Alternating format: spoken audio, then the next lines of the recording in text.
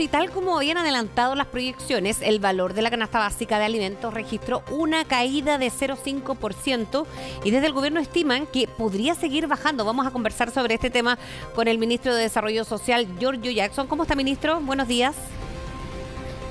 Muy buenos días, Frecia. Con algo de frío acá en La Moneda, pero todo bien. Va a estar otoñal, bueno, afortunadamente, no que llegue el otoño. Ministro, ayer había y se sacaban cuentas alegres porque si bien se había proyectado en esta baja en el mes de abril de la canasta básica, esto se podría ir proyectando en los próximos meses, por ejemplo, de aquí a fin de año. Bueno, eso es algo que por supuesto tenemos que esperar los datos con prudencia. Esto, recordémosle a las personas que lo que estamos hablando es de la canasta básica de alimentos, que son 79 productos que son registrados periódicamente por el Instituto Nacional de Estadística, seleccionados dentro de los que se revisan para actualizar el índice de precios del consumidor, el IPC, que va midiendo la inflación. Y en el caso particular de la canasta básica de alimentos, lo que estamos registrando es un cambio en la tendencia, tanto en el mes de febrero, con un retroceso del 1,2 en el monto de la canasta básica, como también ahora en el mes de abril con una disminución del 0,5. Podemos estar hablando de que estamos en valores de la canasta básica inferiores a los que vimos en diciembre y de esa forma poder también proyectar, debido al tipo de cambio, debido a el manejo de las arcas fiscales y también, por supuesto, de los trabajadores y trabajadoras del rubro de la alimentación, particularmente, que estamos teniendo hoy día una oferta tanto ayer estábamos en el mercado Lo Valledor, en los distintos puntos de venta dentro del mercado del ámbito alimentario, un descenso en el monto de la canasta básica, que recordemos son 79 productos para que en promedio el consumo diario llegue a las 2.000 calorías. Entonces, el llamado a las personas, por cierto, siempre va a ser a cotizar, a ir a comprar también en las ferias libres, en los lugares donde hay precios más baratos, escoger los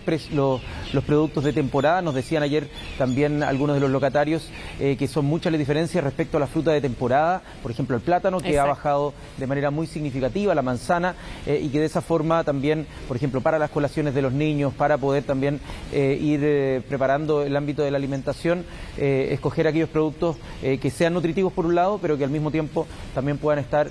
con precios más bajos. Exacto, y eso, bueno, va sirviendo para todo, incluso en un círculo virtuoso en ese sentido, ¿no? Por lo mismo, porque son de la temporada. Y esto, ministro, si la tendencia fuese a la baja, por ejemplo, o se repiten cifras como esto, ¿las ayudas del gobierno van a ir de todas formas de lo que se ha anunciado hasta hoy? Por supuesto, no, esto va en caminos paralelos, son cosas que se suman. Ayer, por ejemplo, estábamos con Denise, una de las beneficiarias tanto del aumento en el subsidio único familiar, tiene 3 hijos que son cargas familiares en su caso, que había registrado un aumento en el monto, pero también la incorporación en la cuenta RUT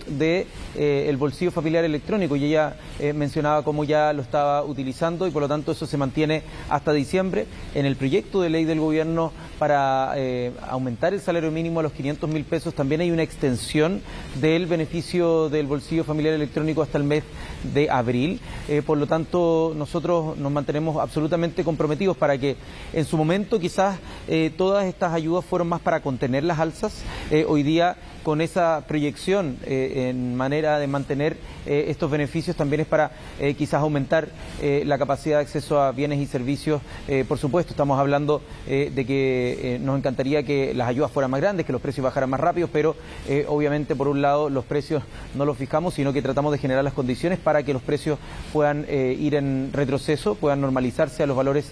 previos a por ejemplo, la guerra de Rusia en Ucrania, que disparó los precios en materia de alimentación. Y para el tema de los beneficios, bueno, lo hemos dicho muchas veces, lo ha dicho el ministro Marcel, lo ha dicho el presidente Gabriel Boric, a medida que podamos ir habilitando un pacto fiscal, es decir, que avance la reforma tributaria que el gobierno ha estado tratando de reinsistir, por supuesto que existe más espacio para que todas aquellas discusiones en torno al gasto permanente, es decir, a los beneficios sociales que puedan recibir las personas, personas puedan también ir en aumento. Ahora, ministro, respecto a esto que evidentemente sabemos que va súper relacionado con la inflación, ayer en la Cámara se aprobaron varios proyectos que apuntan a un sexto retiro, ¿no? Y sabemos que esto el año pasado, y como usted lo había señalado también, incidió en la inflación y en el aumento de esta en nuestro país. ¿Cómo ve cómo avanzó esta fusión de varios proyectos en cuanto al sexto retiro? A ver, yo creo que ha habido una conciencia desde el año pasado, al menos de manera más transversal, en la Cámara de Diputados y Diputadas, que como el impacto que puede tener en inflación el retiro de fondos de pensiones, retiros masivos, como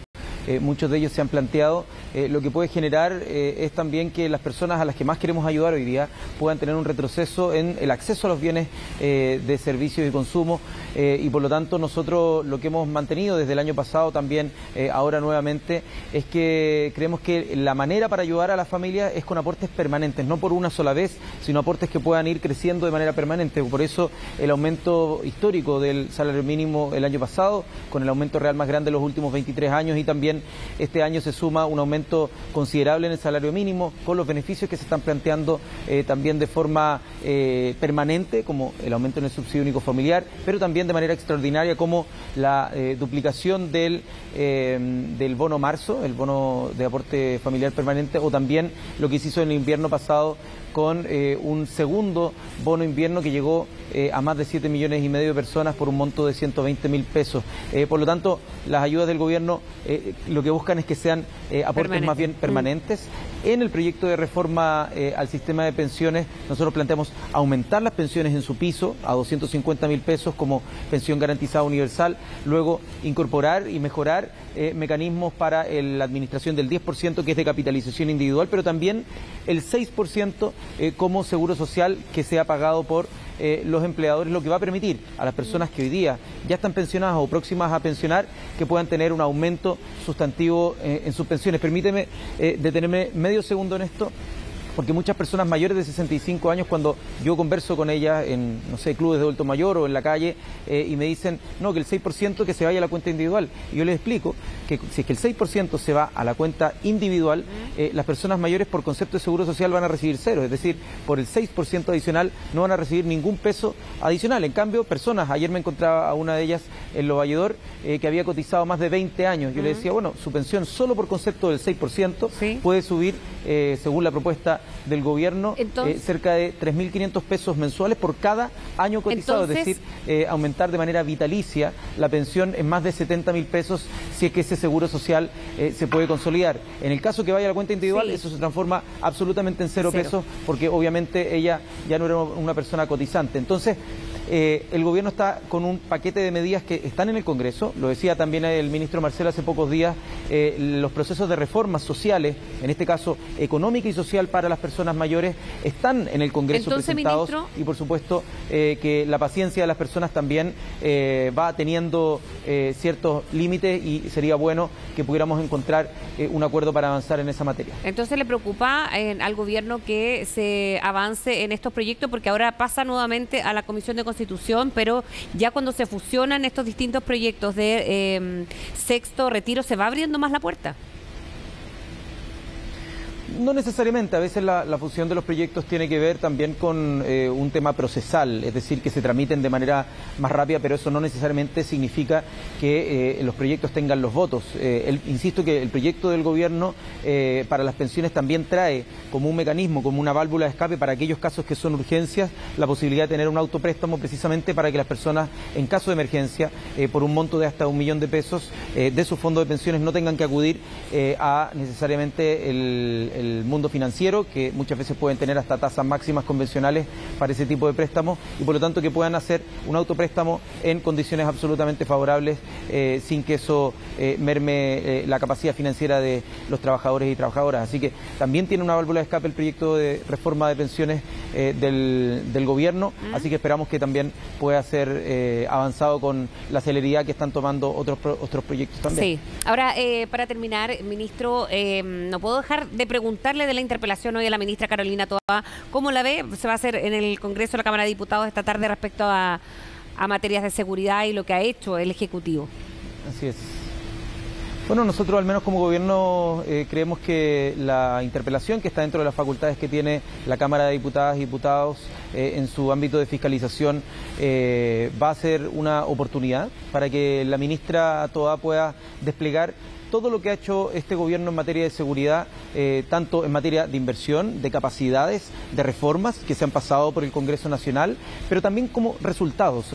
concretos en disminución de varios delitos que han sido durante años muy importantes en opinión pública, de alta connotación, y por supuesto las distintas estrategias en las que todos los ministerios estamos colaborando. En el caso particular del Ministerio de Desarrollo Social y Familia, desde cómo cambiamos las trayectorias delictuales que puedan llegar niños, niñas o adolescentes que están en contexto de riesgo, ¿no? Y de riesgo social y que muchas veces por contacto criminógeno terminamos de alguna forma entregándolos a las bandas criminales